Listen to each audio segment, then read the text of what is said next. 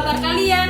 Kita akan bersama kembali merenungkan firman Tuhan dari Markus 5 ayat 21 sampai 43. Nah, adik-adik, siapa dari antara kalian yang pernah sakit?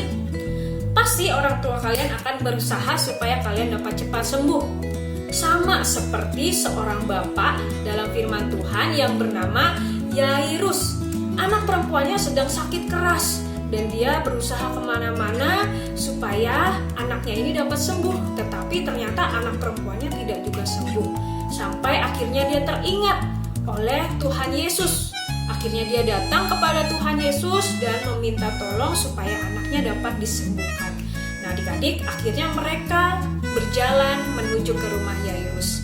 Ketika di dalam tengah perjalanan, mereka dihampiri oleh seseorang dengan yang berlari-lari. Dia katakan, "Yairus, anakmu sudah mati. Engkau tidak perlu lagi merepotkan Tuhan Yesus." Akhirnya adik-adik, Yesus mengatakan kepada Bapak Yairus, "Jangan takut, percaya saja." Mereka pun mulai berjalan lagi, dan ketika mereka sampai di rumah, Tuhan Yesus melihat banyak orang sedang menangis. Dan Yesus katakan kepada mereka, "Mengapa kalian menangis? Anak ini tidak mati dan ia hanya tertidur." Dan Yesus pun masuk ke dalam ruangan si anak perempuan Bapak Yairus ini. Dia memegang tangan anak perempuan ini dan mengatakan, "Hai anak, bangunlah." Dan adik-adik, apa yang terjadi? Betul bahwa anak ini betul-betul bangun dan bangkit. Orang di sekitar menjadi kaget dan terheran-heran bahwa anak yang tadinya sudah mati dapat dibangkitkan kembali oleh kuasa Tuhan Yesus.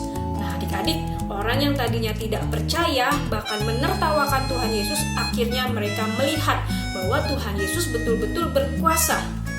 Nah, adik-adik, Tuhan itu Maha Kuasa. Dan dia banyak melakukan berbagai mukjizat untuk menunjukkan bahwa dia adalah Allah yang berkuasa. Adik-adik, kita juga sudah menerima mukjizat yang terbesar dalam hidup kita. Apa itu? Kita adalah orang-orang berdosa yang tadinya kita tidak dapat diselamatkan dan masuk surga. Tetapi karena Tuhan Yesus menebus dosa kita dengan mati di kayu salib, akhirnya kita menjadi orang-orang yang diselamatkan. Nah, adik-adik, untuk itu kita sudah mengetahui kalau Allah itu Maha Kuasa. Maka jangan ada lagi keraguan di dalam hati kita. Kita terus mempercayai Allah kita yang hidup. Firman Tuhan sampai di sini. Tuhan Yesus memberkati.